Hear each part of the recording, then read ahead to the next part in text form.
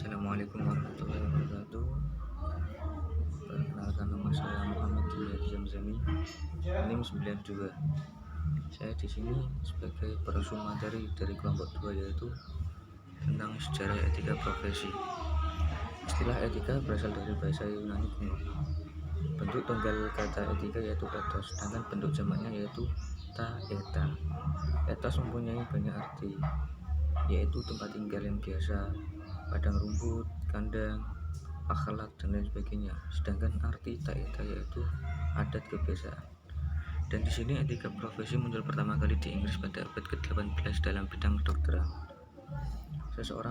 Seorang Persia Inggris bernama Thomas berpikir merancang sebuah naskah kode etik, Code of Medical Ethics. Dalam rancangan tersebut, dia memperkenalkan istilah medical ethics dan medical in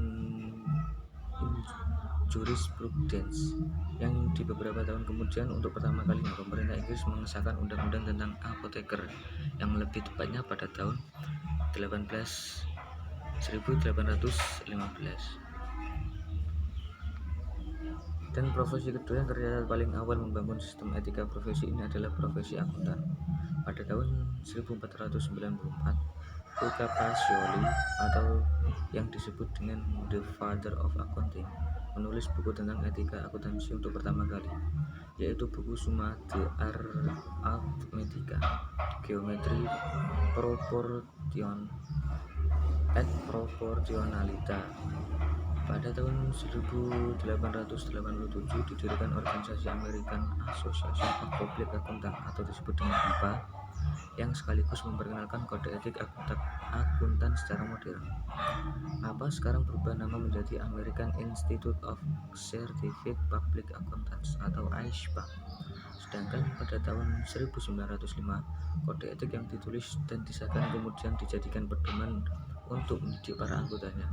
2 tahun kemudian, dalam anggaran dasar atau bailouts, kode etik tersebut mengalami perbaikan dan menjadi lebih efektif.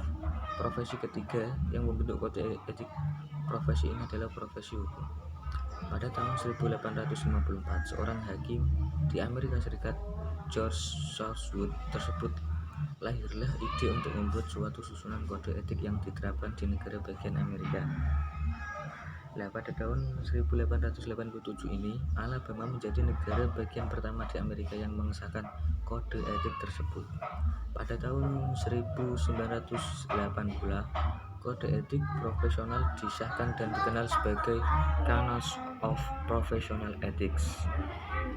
Dan yang kedua, kita akan mencakup tentang cakupan etika profesi etika. Profesi adalah suatu sikap yang bertujuan untuk memberikan suatu pelayanan yang bersifat profesional terhadap masyarakat. Etika profesi harus dimiliki oleh seorang yang sedang bekerja, sebab dengan adanya etika dalam bekerja secara tidak langsung memberikan pengontrolan terhadap pelaksanaan di lapangan kerja.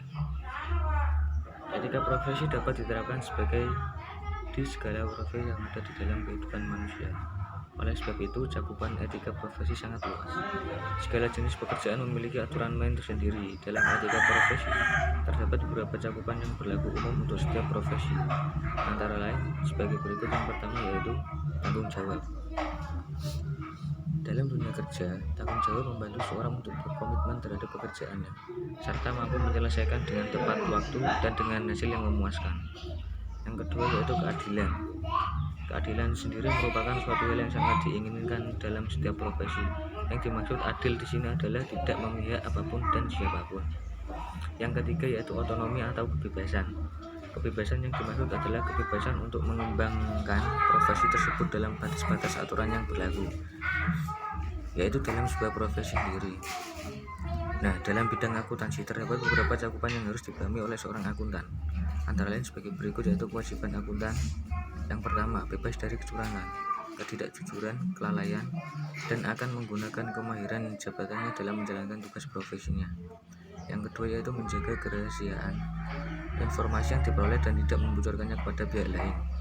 Yang ketiga, mempunyai staf atau tenaga auditor yang profesional dan memiliki pengalaman yang cukup. Yang kedua yaitu larangan akuntan. Larangan-larangan tersebut, yang pertama, memberikan jasa audit umum atas laporan keuangan untuk klien yang sama berturut-turut selama 3 tahun. Yang kedua yaitu larangan melakukan audit jika ternyata akuntan tidak dapat bersifat independen. Dan yang ketiga, seorang akuntan dilarang merangkap jabatan yang tidak diperbolehkan oleh ketentuan perundang-undangan, seperti jabatan sebagai pejabat negara, pemimpin, atau pegawai pada instansi pemerintah. Dapat disimpulkan bahwa sebuah profesi hanya dapat memperoleh kepercayaan dari masyarakat apabila dalam diri para elit profesional tersebut ada kesadaran kuat untuk mengindahkan etika profesi pada saat mereka ingin memberikan jasa keahlian profesi kepada masyarakat yang memerlukannya. Tanpa etika profesi, apa yang semua dikenal sebagai sebuah profesi yang terhormat akan segera jatuh terdegradasi menjadi sebuah pekerjaan pencarian nafkah biasa atau okupasi yang sedikit pun tidak diwarnai dengan nilai-nilai idealisme, dan ujung-ujungnya akan berakhir dengan tidak adanya lagi respek maupun kepercayaan yang pantas diberikan pada para profesional ini. Sekian dari saya, terima kasih. Wassalamualaikum warahmatullahi wabarakatuh.